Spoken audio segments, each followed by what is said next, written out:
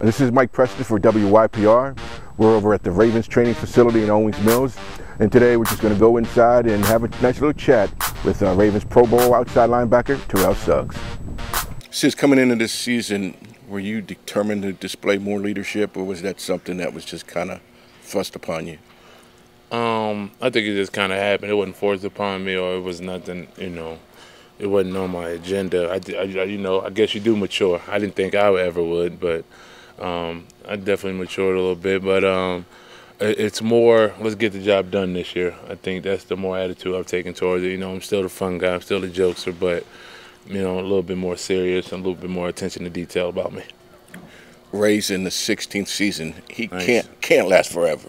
All right, so He might be the first to do it, though. I mean, we got a great new CBA, but whenever Ray decides to hang it up, I think I just want the Ravens fans to know that we'll be in good hands whenever he decide to do that. can you ever replace a Ray Lewis? Never. You'll never be able to place a Ray Lewis. He is he's in the class with the John Unitas. The Tom Bradys, the Michael Jordans or what have you. He's up there with, considered one of the greatest ever. So, you'll never be able to replace him.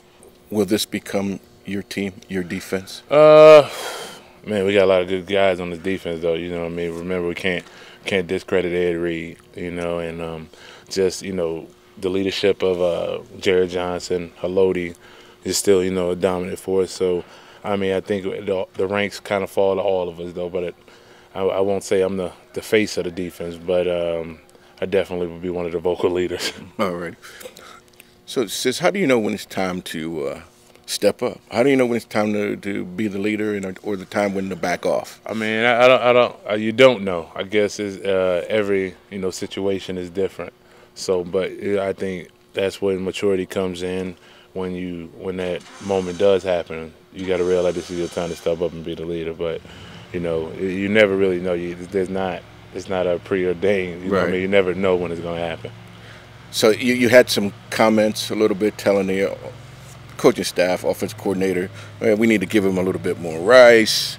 We're a pretty good team when we stick to the game plan. Right. How do you know when you're going a little too close to the edge and when you're over? Well, when it gets late in the game and you still see your best players only got X amount of touches, with the ball.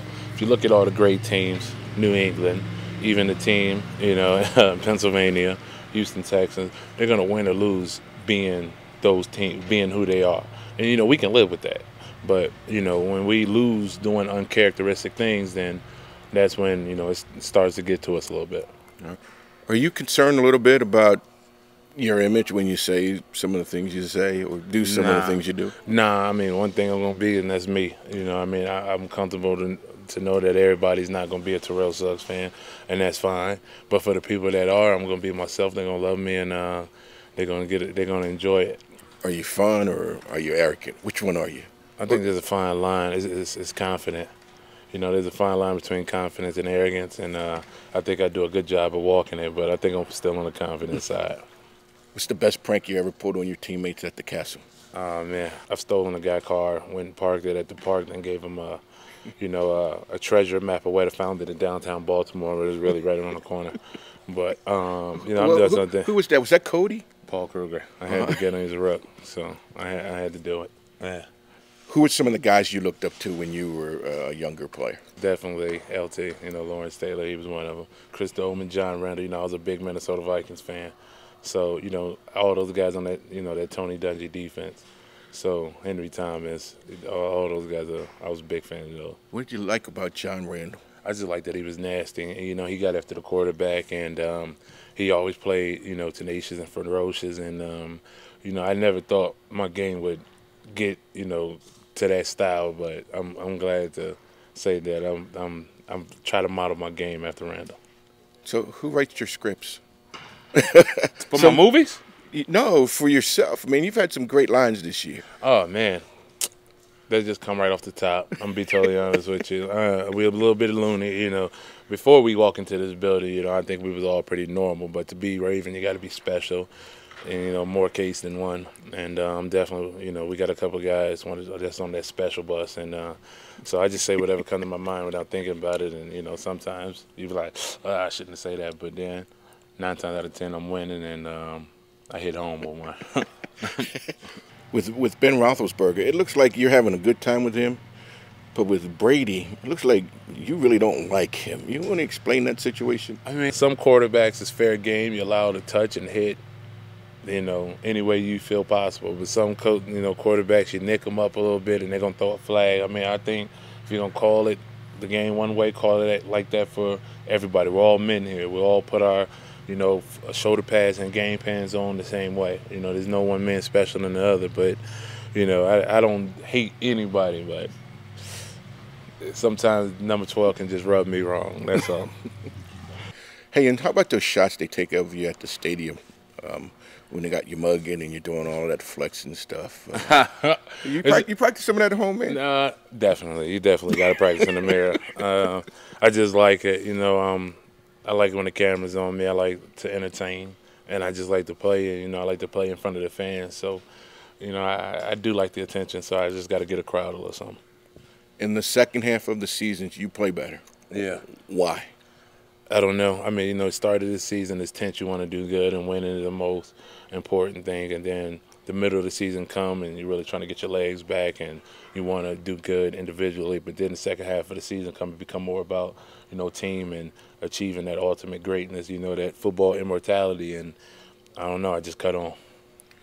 You had a 2-game drought, which is unusual for this season, man. So what happened, and how'd you turn it on against the 49ers? I mean, I always get down on myself when I don't get sacked, but a lot of people don't see my games as tackles and, making sure, their guys don't get the ball. At the end of the day, the end result is winning. As long as we win, I can be happy with that. Then I can go back and critique my game.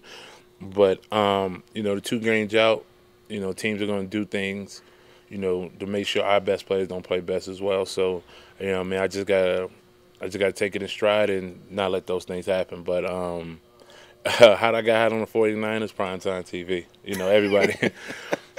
Everybody, all the football players have been waiting their whole career to play on, Thanksgiving. I've never had a Thanksgiving game, and it was my first one. So I knew a lot of my family members, a lot of people that haven't seen me play in a long time was going to be watching. So I kind of just got after and cut it on. So you're drawing more attention now, double teams and so forth. Slides. Yeah. You see a little slides. I mean, if you can see it, when the center's pointing one way or another, I mean, the whole line's kind of sliding one way or another. I've gotten a little bit of that, but that comes with the game. Right. There's no excuse. I mean, there's been games where they've done that, and I've gotten there and I've missed a guy. So it's just like I said, I just got to, like I said, critique my game and not let those things kind of affect me. So, as the leader of this team, you guys have been up, down. Not the leader, one of them. One of them. There you go. All right, so explain the ups and downs. Like I said, just the inconsistency comes from not executing our game plan and getting away from what we do better. Whenever Anquan Bolden don't have a X amount of catches, or Ray Rice don't have an X amount of rushing attempts, we're not a very good team. I mean, numbers have shown. So but when we have that, we're a very tough team to beat. So, I mean, whenever we've stuck to the script and stuff to playing Raven football, we've been a very good team, very tough team to beat. But when we go and try to take the identity of somebody else, that's when the game gets away from us and you end up dropping them to teams that you should win. So if you lose to Cleveland, notice I say if, are you starting over again from square one, basically?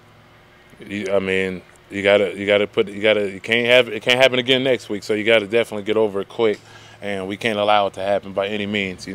Failure is not an option. We can't lose. We can't lose. So we got a 5-game, and then the road comes through Baltimore. If you can play Raven football and play great for 5 games, and you have the odds of all your dreams coming true, I think I could take that any day.